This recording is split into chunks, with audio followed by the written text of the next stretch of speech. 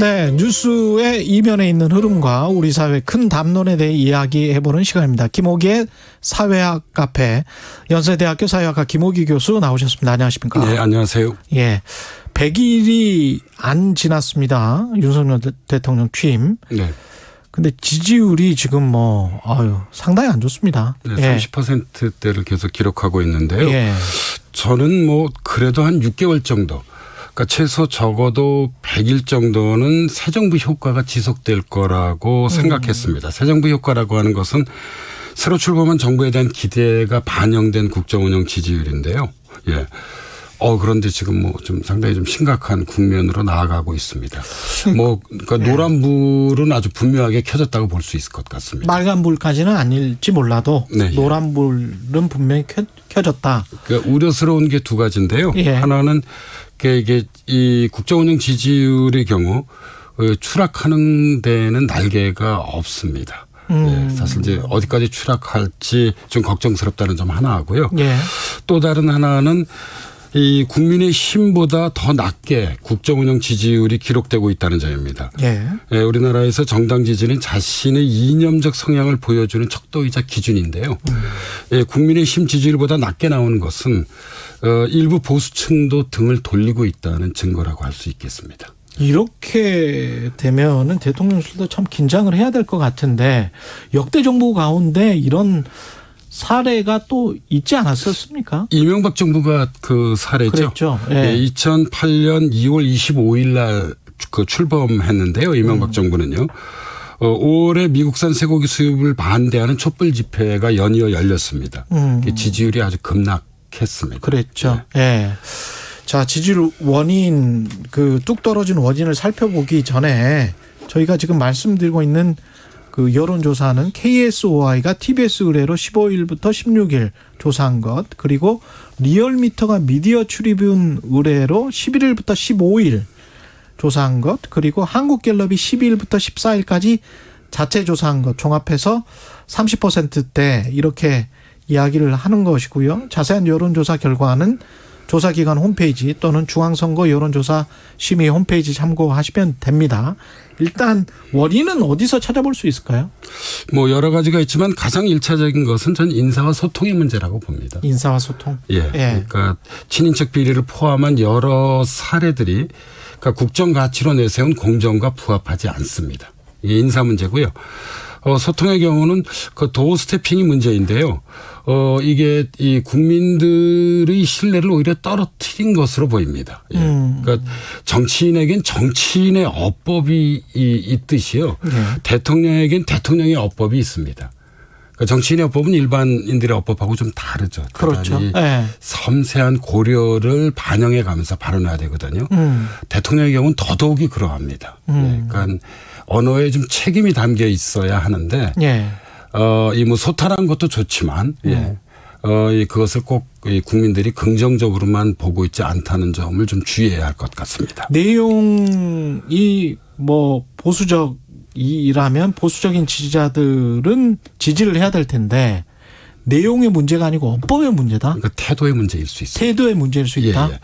그리고 이제 더욱 본질적인 건 그러니까 정부가 출범한 지 이제 2개월이 지났잖아요. 그러니까 대체 무엇을 하겠다는지 여전히 그게 잘 안 보입니다. 비전이 잘 안 보인다? 그러니까 대내외적으로 현재 위기로 나아가는 국면입니다. 대내적으로는 당장 고물가, 고금리, 고환율 우리가 3고의 경제를 주목할 수 있겠고요.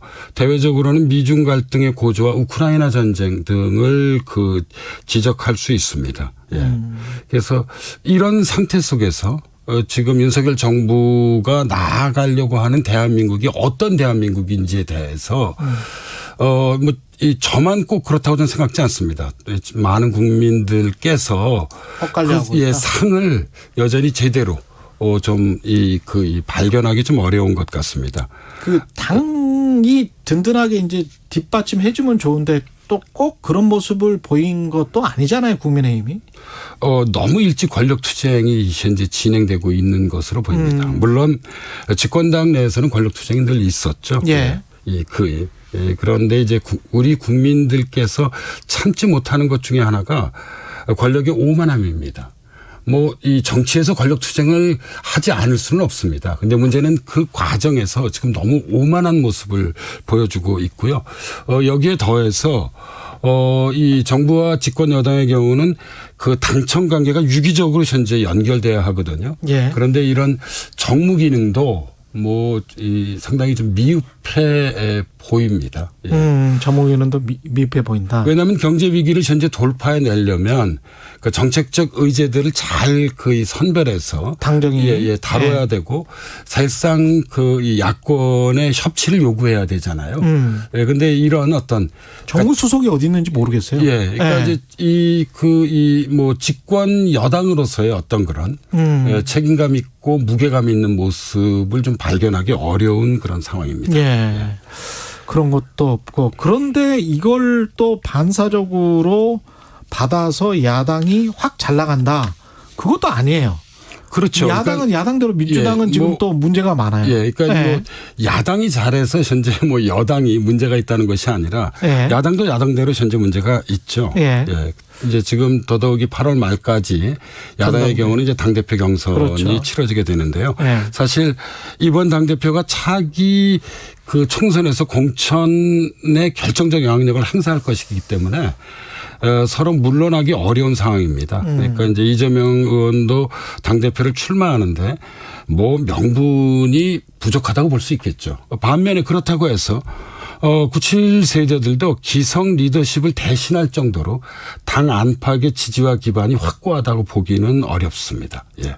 그렇죠. 그래서 당대표 선거가 본격화되면 국민들의 시선이 어떻게 바뀔지도 지켜봐야만 합니다. 그러니까 지방 선거가 이 끝난 이후에 그 이전에 이제 민주당의 문제, 대표적인 문제가 하나가 이제 너무 검찰 개혁에 올인했고요. 또 다른 하나가 이제 그 팬덤 정치가 좀 과잉화된 부분이 있는데 이 두 현상이 이제 국민들의 시선에 좀 사라져 있는 상태입니다. 예, 지방선거 이후에. 그렇죠. 예, 그런데 이 당대표 선거 과정에서 다시 불거질 수도 있습니다. 예. 그래서 제가 보기에 이제 이런 와중에 그래도 이제 우상호 비대위원장이 뭐 나름대로 좀 이게 여러 가지 문제들에 이 무난하게 대응하는 그런 리더십을 보여주고 있는데요.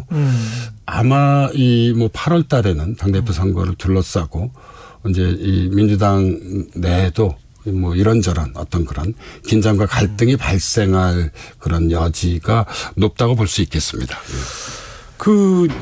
이런 어찌 됐든 간에 야당의 지지율도 뭐 확 반등하지는 못하지만 국정 지지율이 부정평가가 이렇게 많으면 국정 동력은 약화될 수밖에 없지 않습니까? 어떤 정책이라 하더라도 국정운영 지지율이 최소 30% 이상이 돼야 탄력을 받습니다. 30% 이상은 돼야 된다? 30% 아래로 내려가면 탄력을 받기 어려운데요. 무엇보다도 정책 추진이 주체들이 움츠려들 수밖에 없는 상황이에요. 주체라는 공무원? 뭐 관료, 등등이죠. 왜냐하면 새로운 정책적 의제나 어떤 그런 이 프로그램을 내놓았는데 그래도 이제 뭐 여론이나 언론 등을 포함해서 이게 좀 긍정적 평가를 받아야 되는데 비판들이 쏟아지게 되면 아무래도 움츠려들게 되죠. 그러니까 21세기 정책 추진이 20세기하고 좀 사뭇 다릅니다. 저는 두 가지 조건이 중요하다고 보는데요. 하나는 대단히 정책이 세밀해야만 합니다. 그러니까 과거식의 어떤 그런 이 정책 이 정답은 아니잖아요. 여러 가지 정책 중에 하나를 우리가 선택하는 것입니다. 그래서 대단히 세밀해야 한다는 점이고요. 바로 두 번째 그렇기 때문에 일정한 여론의 지지가 요구됩니다. 뭐 여론을 거역하고 뭐 정책을 추진한다. 이것은 사실상 20세기적 방식이죠. 21세기의 정치는 훨씬 더 저는 뭐 복합적인 현상이라고 생각하는 편입니다. 그렇군요. 근데 윤석열 대통령 같은 경우에 핵심 지지층 보수 어떤 특정 지역 그 고령층 60대 이상 이쪽이 박근혜 전 대통령에 비해서는 좀 공고해 보이지 않는 그런 측면은 있습니다. 두 가지인데요. 하나는 무엇보다도 민생을 이기는 정치는 없습니다. 그러니까 경제가 어려운데 사실 우리가 특정 뭐 리더를 뭐 계속 지지하기는 쉽지 않습니다. 이게 상황이 하나 있고요. 누구의 잘못이든 간에. 조금 전에 박근혜 대통령을 말씀하셨지만 뭐 박근혜 대통령이나 문재인 대통령 같은 팬덤 정치적 기반이 윤석열 그 대통령의 경우는 취약합니다. 네, 그런 것 사실 같아요. 정권 교체라는 어떤 그런 흐름 속에서 대선에서 승리한 것이지 우리가 이제 콘크리트 지지층이라고 얘기하잖아요. 그렇죠. 그런 아주 단단한 콘크리트 지지층의 기반 위에서 선거에서 승리한 것이 아니기 때문에 상대적으로. 예, 예. 네. 이제 그렇기 때문에 이제 제가 보기엔 좀 더 우려스러운 것입니다. 왜냐하면 아까 제가 앞서 말씀드렸듯이 추락하는 것에는 날개가 없다고요. 예. 그러니까 지지율이 더 떨어질 가능성이 있는 것입니다. 그 리더십을 학문적으로 좋은 리더십은 뭘로 보고 그다음에 윤석열 대통령은 좋은 리더가 되려면 어떤 점을 보완해야 할까요? 이런 질문을 또 해오셨네요. 2618님이. 그러니까 정치가가 가져야 할 리더십의 세 가지 조건은 열정, 책임감, 균형 감각입니다. 아, 이건 네. 뭐 제 주장이 아니라 막스 베버가 베버. 일찍이 네. 주장했던 바이죠. 그런데 여기서 중요한 것은 정치가의 리더십이라는 점입니다. 그러니까 정치의 가장 중요한 특징은 사실 결과로서 자신의 존재를 증명해야 한다는 점에 있습니다. 예. 예, 그런데 윤석열 대통령의 같은 경우는 제가 보기에 초보 정치 리더십이라고 하지 않을 수 없습니다. 초보 정치 리더십이다. 예, 김영삼 대통령이나 김대중 대통령이나 노무현 대통령이나 박근혜 대통령이나 문재인 대통령은 정치인 출신이잖아요. 그렇죠. 그 경험이 길든 짧든 그래서 어떤 정치가 리더십을 훈련받았다고 볼 수 있습니다. 이명박 대통령의 경우도 국회의원과 서울시장 경험이 있습니다.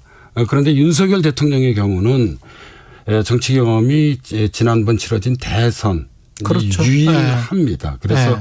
제가 보기에 리더십을 좀 고민해 가면서 국정을 운영해야 할 것이라고 생각합니다. 우리나라 인구가 5,200만이잖아요. 예. 국민들의 생각이 아주 다양합니다. 그래서 이런 것들을 좀 고려해 가면서 제가 말씀드렸던 열정을 보여주되 책임감을 정말 깊게 느끼고 그리고 사실 뭐 현재의 대한민국이 윤석열 정부라 하더라도 보수 성향의 정부라 하더라도 보수와 진보를 뛰어넘는 우리 모두의 대한민국이거든요. 어떤 균형 감각을 발휘한 어떤 국정 운영을 해야 할 것으로 보입니다. 윤석열 대통령의 지금까지 모습은 그 의사소통이라는 측면에서는 뭐 기자회견, 약식 기자회견도 많이 하고 뭐 이래서 말은 많이 하고 뭐 이렇게 소탈하고 좋게 보면 그런 모습들은 보이는 것 같은데 그게 오히려 지금 좀 지지율에 안 좋은 영향을 미칩니까? 오히려 좀 듣는 거를 더 많이 해야 되는 겁니까? 맞습니다. 예. 네. 경청의 리더십이 필요하고요. 경청의 리더십이 그리고 필요한 겁니다. 더해서 네.